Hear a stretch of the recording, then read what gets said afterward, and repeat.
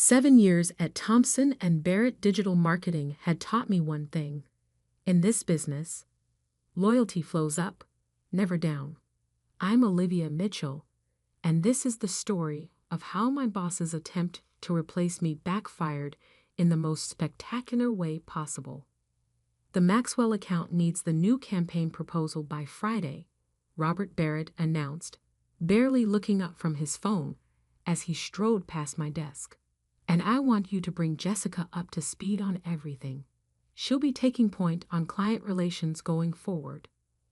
I glanced at the fresh-faced Jessica Stevens, standing in the doorway of our open-plan office in her perfectly tailored suit.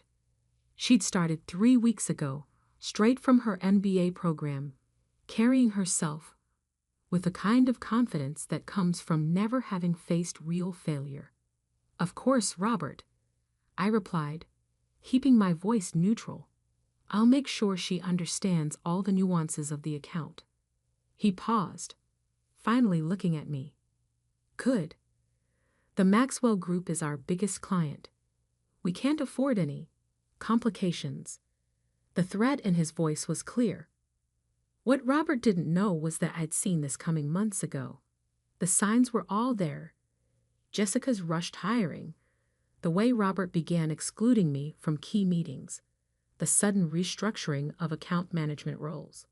Classic setup for my own planned obsolescence. But Robert had made one critical mistake. He'd forgotten how I'd built the Maxwell account from a small digital marketing contract into the agency's crown jewel. He'd forgotten the countless late nights I'd spent learning their business inside and out, the innovative campaigns that had doubled their market share, the personal relationships I'd cultivated with every key decision-maker in their organization. Most importantly, he'd forgotten about Thomas Maxwell EHI himself. I hear Barrett hired some hotshot MBA to replace you, Thomas had said during our secret lunch meeting last month, his blue eyes sharp despite his grandfatherly appearance. Interesting move, considering you're the reason we've stayed with Thompson and Barrett all these years. I'd sipped my water carefully. Business decisions are complex, Mr. Maxwell. He'd laughed, a sound like warm bourbon. Please, it's Tom. And some business decisions are simpler than others. He'd slid a folder across the table, like this one. Inside was an offer that would change everything. Partnership in Maxwell's new venture capital firm, heading their digital strategy division. The salary was triple what I made at Thompson and Barrett. The equity stake was worth even more. You've got vision, Olivia, Tom had said. You understand that digital marketing isn't just about trending hashtags and viral videos. It's about seeing patterns, predicting where markets are heading, and positioning clients ahead of the curve. That's what we need in our investment team. Now, watching Jessica settle into the desk Robert had positioned right next to mine, I thought about the other folder hidden in my desk drawer.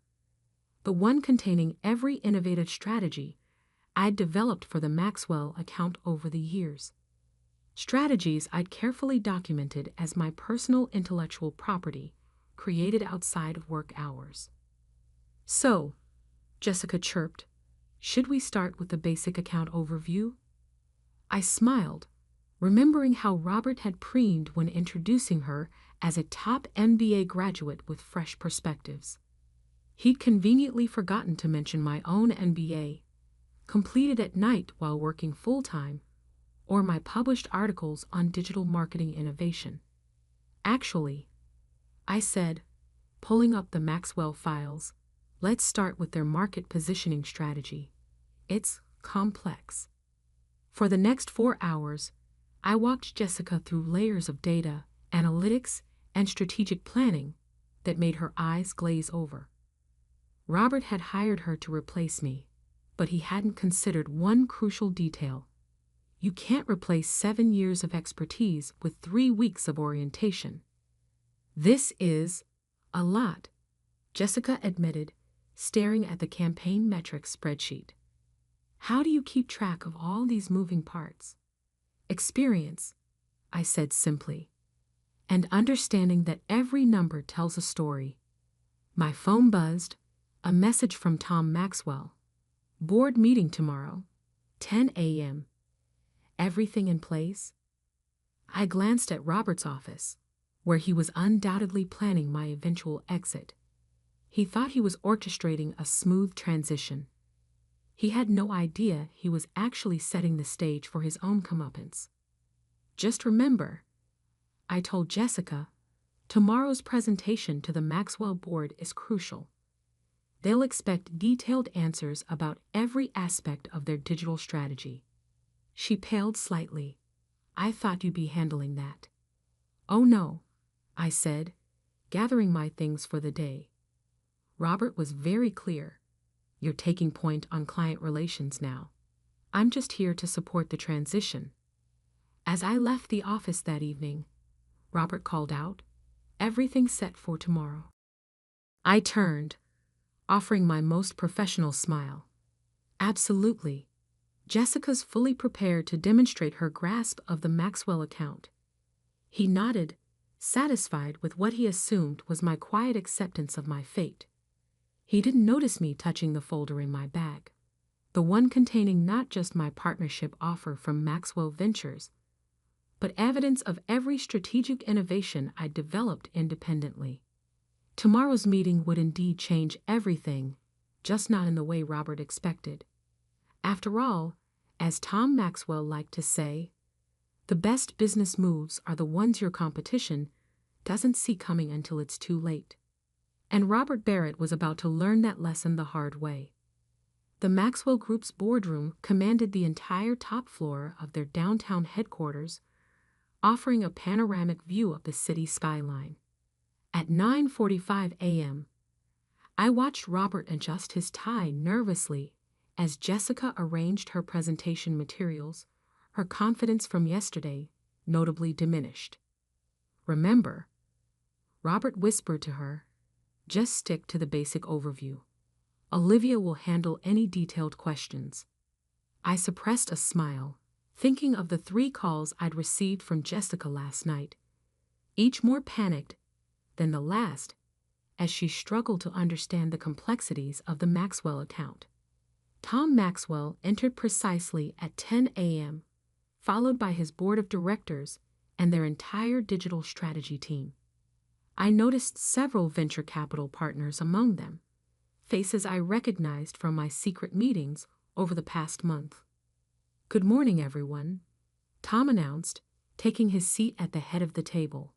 Today we're reviewing our digital marketing strategy and discussing some exciting new directions for the Maxwell Group. His eyes met mine briefly. I understand Thompson and Barrett has some personnel changes to announce. Robert stepped forward eagerly. Yes, Mr. Maxwell. We're excited to introduce Jessica Stevens, who'll be taking the lead on your account. She brings fresh perspectives from her top-tier MBA program and... Fascinating, Tom interrupted. And Olivia? What will be her new role? Robert's smile faltered slightly. Olivia will be transitioning to more of a support position, ensuring a smooth handover of responsibilities. I see. Tom's expression gave nothing away. Well then, Miss Stevens, please begin. I'm particularly interested in hearing your thoughts on our emerging market strategy. Jessica stood, smoothing her skirt. Thank you, Mr. Maxwell. I've prepared an overview of our basic digital marketing approach. What followed was painful to watch. Jessica stumbled through generic marketing concepts, unable to answer specific questions about the Maxwell Group's unique market position. When the board's CFO asked about the ROI metrics of the latest campaign, she froze completely. Perhaps, Robert interjected, Olivia can address some of these technical details. Actually, Tom said, I'd prefer to hear Ms. Stevens' understanding of our account. After all, she is taking the lead role. The next hour was a masterclass in professional demolition. Every question revealed another gap in Jessica's knowledge. Every attempt by Robert to intervene was smoothly blocked by Tom or other board members. Let's discuss the Asian market expansion, one board member suggested. Miss Stevens, can you walk us through the localization strategy Olivia developed last quarter? Jessica glanced desperately at her notes. The localization strategy. Yes, Tom added, the one that increased our Asian market share by 40% in 3 months. Surely Robert ensured you were briefed on that? Robert's complexion had taken on an interesting shade of gray. He knew as well as I did that the Asian market strategy had been my personal project, developed using my own proprietary analysis methods. I have those numbers right here, I offered, opening my laptop. Along with something else the board might find interesting. I connected to the room's display system, bringing up a presentation I'd prepared for this exact moment. While reviewing our strategic documentation, I realized that many of our most successful campaigns were developed using methodologies I created independently, outside of my work at Thompson and Barrett. Robert's head snapped up. What are you talking about? All work product belongs to the agency. Actually, I continued smoothly, I've maintained careful records showing when and where each strategy was developed. My personal research and innovation, done on my own time, using my own resources. I pulled out a folder of notarized documents. My lawyer has reviewed everything. These methods are my intellectual property. The room fell silent as the board members examined the documentation. Robert's attempt to speak was cut off by Tom's raised hand. Very thorough, Olivia. But why bring this up now? I clicked to the next slide, showing the performance metrics of campaigns using my methods versus traditional agency approaches. The difference was stark. Because the Maxwell Group deserves to know exactly what they're getting, or not getting, with this transition. These strategies, these innovations that drove your recent success, they're not part of the standard Thompson and Barrett playbook. They're mine. This is ridiculous, Robert sputtered. You can't just. Actually, she can, interrupted a new voice. Sarah Martinez, the board's legal counsel, had been quietly reviewing my documentation. These development timestamps and registrations are quite clear. Ms. Mitchell owns these methodologies. Which means, Tom added, his eyes twinkling, we need to discuss the future of our digital marketing strategy. All of it. Robert's face showed the first signs of real panic. The Maxwell account represented 40% of Thompson and Barrett's revenue. Without my strategies, without my relationship with the board, I think, Tom continued, we should take a brief recess. Robert, why don't you and Miss Stevens step out for a moment? Olivia, please stay. The board has some questions about your methodologies. As Robert and Jessica were escorted out, I caught a glimpse of their shell-shocked expressions. Through the boardroom's glass walls, I watched them huddle in the waiting area, Robert gesturing frantically as he pulled out his phone. Well played, Tom murmured as the board members chatted among themselves. Though I suspect Robert hasn't realized yet that this is just the opening move. I smiled, thinking of the partnership agreement in my briefcase, ready to be signed. Sometimes the best strategies aren't about the immediate victory. They're about positioning for what comes next. Tom finished, nodding approvingly. Speaking of which, he gestured to his assistant, who began distributing folders to the board members. The Maxwell Group's logo was embossed on each folder, alongside the words, Digital Innovation Division. My new department, once everything was finalized.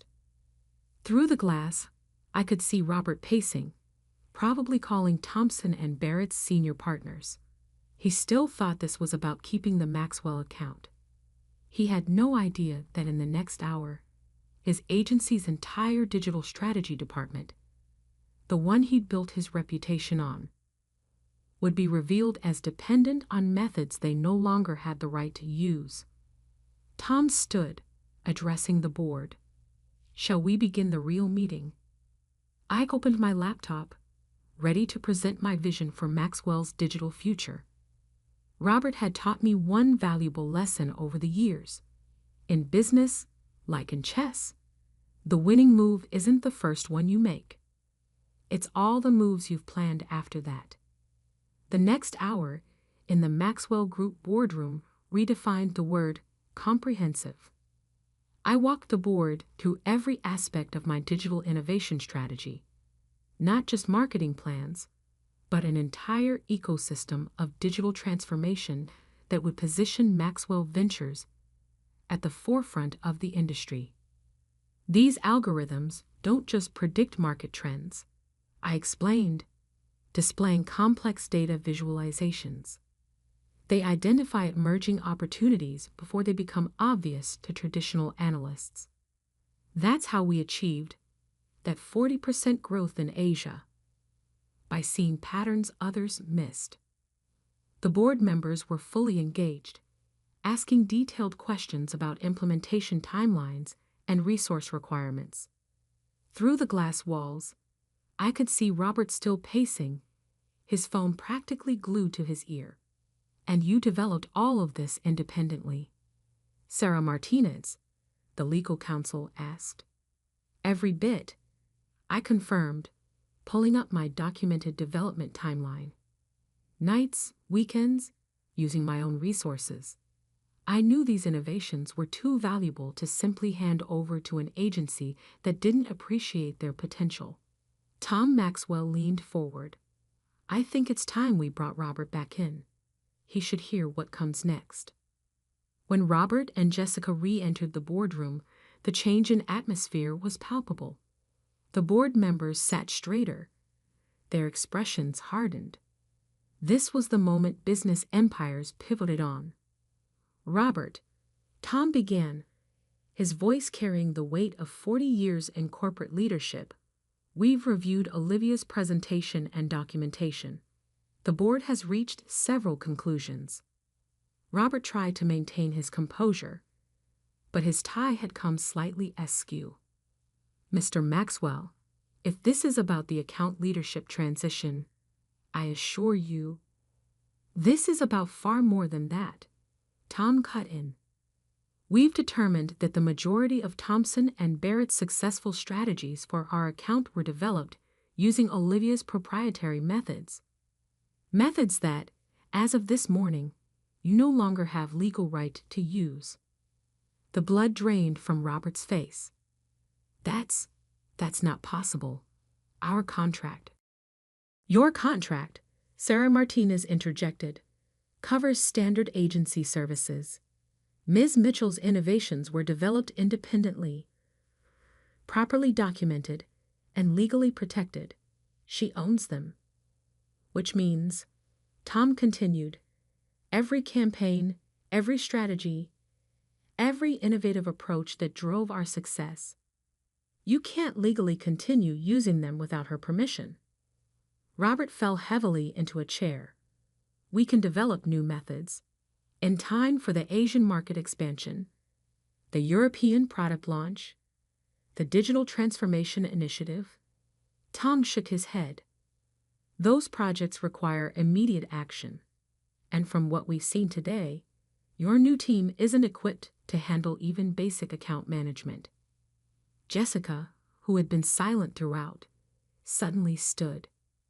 "Mr. Maxwell, if I could just—" "Ms. Stevens," Tom said kindly, "this isn't about you. You were simply a pawn in someone else's poorly planned game." He turned back to Robert. "Which brings us to the board's decisions." I opened my briefcase and withdrew 3 documents, sliding them across the polished boardroom table. First, Tom announced, "The Maxwell Group is terminating its contract with Thompson and Barrett, effective immediately." Robert's hands began to shake. The Maxwell account wasn't just 40% of the agency's revenue. It was the cornerstone of their reputation. Losing it would send shockwaves through the industry. Second, Tom continued, we're announcing the formation of Maxwell Digital Innovations, a new division focused on digital transformation and investment strategies. Olivia will serve as executive director, with full autonomy to build her team and implement her methodologies. And third, I added, speaking directly to Robert for the first time, I've prepared a comprehensive list of every client campaign that utilized my proprietary methods. Your agency has 24 hours to cease using them or face legal action. Robert's facade finally cracked completely. You can't. This will destroy your reputation? I finished. Your position in the industry? The things you tried to take from me? I smiled professionally. Consider it a valuable lesson in digital disruption. The press release goes out at noon, Tom added. I suggest you use the next 2 hours to prepare your agency's response. And Robert? The board remembers how you handled Olivia's contributions.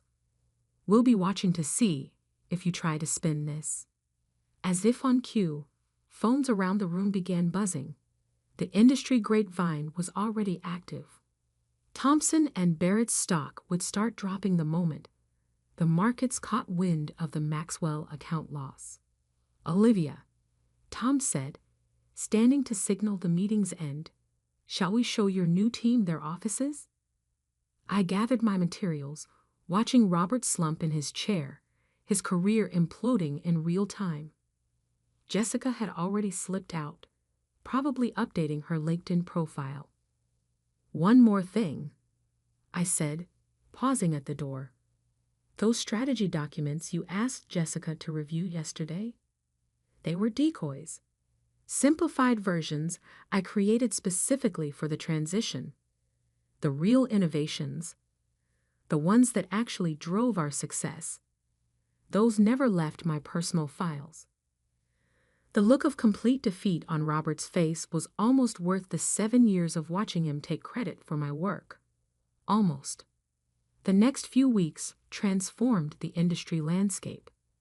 Maxwell Digital Innovations became the talk of the business world, with our innovative approaches attracting clients and talent from across the globe. Thompson and Barrett's stock fell 60% after losing not just the Maxwell account, but several other major clients who discovered their campaigns relied on my methods. Robert resigned 3 days after the board meeting, his reputation in tatters. Jessica landed at a smaller agency, hopefully wiser about being used as someone else's corporate pawn. And me. I built the kind of digital innovation powerhouse I'd always envisioned, surrounded by talented people who were valued for their contributions. 6 months later, I sat in my corner office, reviewing applications for our expanding team. A message popped up from Tom. Heard Robert's trying to launch a consulting firm. Should we be concerned? I smiled, thinking of the sophisticated digital strategies we were now developing, far beyond anything I'd created at Thompson and Barrett. No, I replied. He never understood that true innovation isn't about taking credit. It's about creating value. My new team was gathering for our morning strategy session.